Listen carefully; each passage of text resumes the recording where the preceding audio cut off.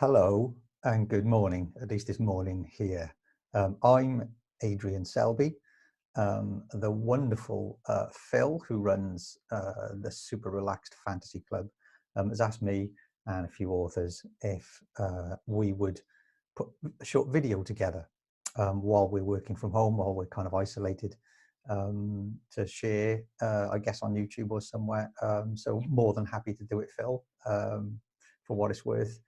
Phil said we could make this about anything we wanted. I'm going to make it about a few book recommendations, kind of obvious. And he said, maybe show around your office or whatever. So, or where you work at home. I have a little office. I'm very fortunate. I've got a man cave. So I'll throw the camera around that in a moment. In fact, I'll do that now because, yeah. So I'm, by day, I'm a producer. I make video games, and I'm lucky enough to make Lego Star Wars Battles is the game we're making. It's on mobile. It's not coming out until later in the year. But the great thing about working on a Lego game is you get cheap Lego. And the Lego set that I've got pride of place, I'm going to move the camera, is my X-Wing. It got released, I think, was it last year, year before? I'm particularly pleased with the X-Wing because it's got bigs. Wait till I get back in focus. When I saw it come out, I was delighted. So back in 77, 78, I was lucky enough to see it first time round in the cinema, Star Wars. And when I read the novelization, it made a lot more of Luke's relationship with Biggs, who was kind of his older friend, when Biggs goes off and fights for the rebels. And Luke obviously stares, mournfully at the sky, wishing he could be up there. And so when this set allowed you to put slightly different transfers on it, I think, and make it Biggs's X-Wing, I was blown away because, yeah, having only seen the films, Biggs isn't as big a deal, I don't think. But to me, Biggs was a very big deal in terms of my experience of Star Wars growing up. So, yeah, loved that. Other than that, yeah, I'll show you around. So I've got a little man cave. It's full of books, unsurprisingly. I made a few other video games, which I'm very proud of. So I'm just going to show you a couple of little pictures. So I used to work for Criterion Games. I made Burnout 3, and we made Black. And then other than that, some graphic novels at the top there. Coming down, let's have a look. Yeah, just books, teddy bear from when I was little that my kids hate. They think it's the weirdest, most psychotic looking thing ever. What do they know? There's my folio editions. They're very proud of them. A couple of books I recognize there too. And then behind, yeah, it's just books all the way. Because it goes out of focus, this camera, I'm just going to do it slowly. Empty bottle of whiskey up there, don't tell anyone. My as yet unread London reviews of books, which I can thoroughly recommend. I've got my Tolkien shelf here. You can see next to a picture of me and a couple of my nans. One of them had the nickname the Colonel. I'm from a matriarchy. Secret Pringles, don't tell anyone.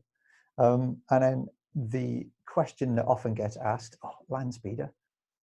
The question that often gets asked is how one organizes one's bookshelves.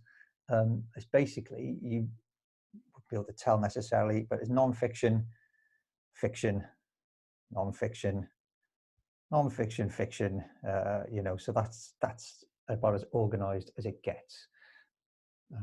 But that's, yeah. Oh, and down there on the back of the door is the original map to my world that I drew by hand. It's obviously in pieces now. But yeah, it takes pride of place, along with, there we go. I went to the Tolkien exhibition up in Oxford and picked up that print among others, because he's not only a brilliant writer, but a beautiful painter. Sickening. So yeah, that's where I work.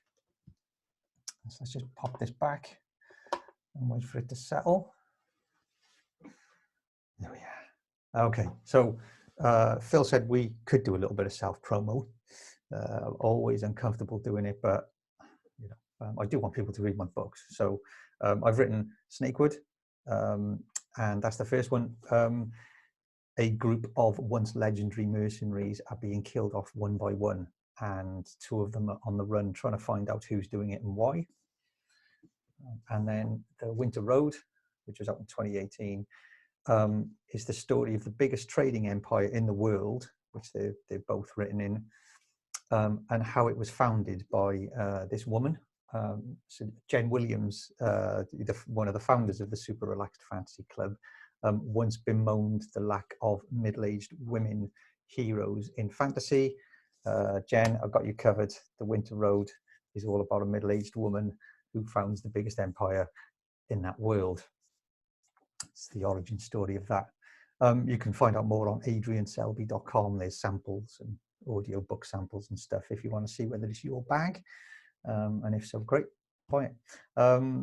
Okay, so I want to give you some book recommendations while you're sat at home wondering what next to read.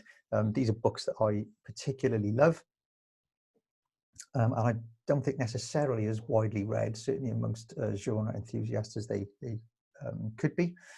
We'll see. So I'm going to recommend, first and foremost, excuse me, just had breakfast, Sophia Samatar's A Stranger in Alondria. It's the story of a boy who goes traveling to a very cosmopolitan place and falls in love with a ghost, and it's basically the story of that obsession and that love. So it's not epic. There's no armies, or there are, but they're off screen.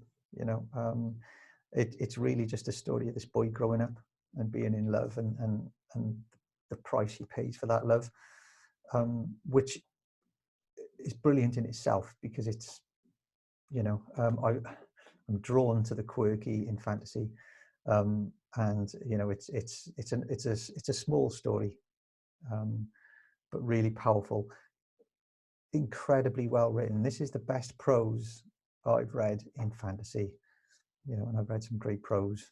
And yeah, she Samatar, Sophia,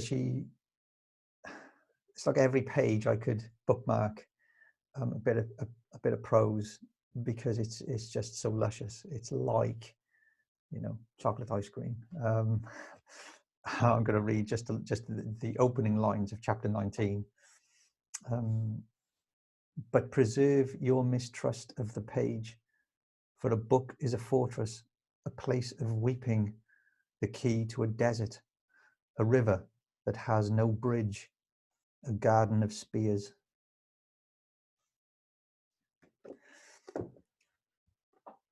So when I see writing Hilary Mantel, you know, Margaret Atwood, Sophia Samatar, that's just so much better than I can do.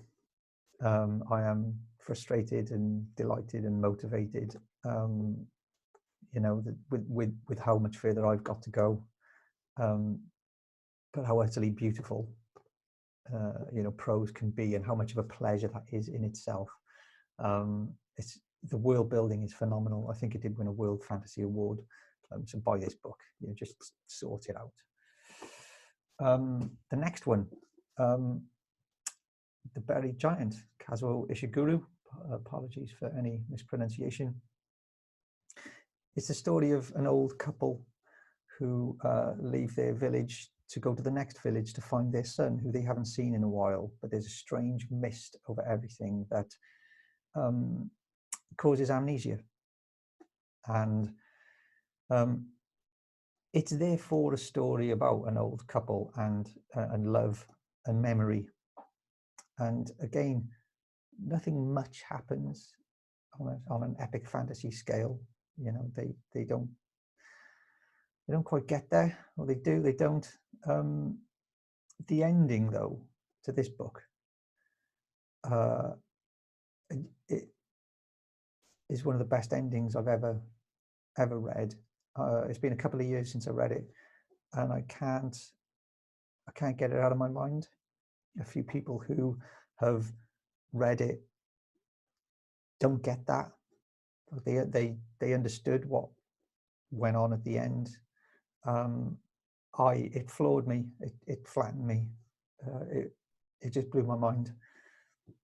Again, in relation to love and memory, that it taught me something about myself. My word, well worth reading. Anne Leckie's The Raven Tower. So you've heard of hard SF, hard sci-fi. I'd say this was hard fantasy. It's the story or the first of a trilogy, I think, and it's told from the point of view of a god who is a giant stone. Anne, being a brilliant writer, puts across the story from the god's point of view. Not an easy challenge for any writer to talk from a god's perspective, but of course she nails it because she's fantastic. And it's just very unusual, and again it feels different. It's qualitatively different to a lot of fantasy you might read, but the sense of being a god is wonderfully done. You know, it's brilliant, you know, so yeah, and thoroughly recommend that. And then finally, for lovers of Jonathan Strange and Mr. Norrell, I can thoroughly recommend Rather Weird. This is the first of a trilogy. They're all out now, so you can get all three, by Andrew Caldecott. Just to give you a quick hint, Rather Weird stands alone. There are no maps and no guidebooks, despite the tangled architecture, avant-garde science and offbeat rituals.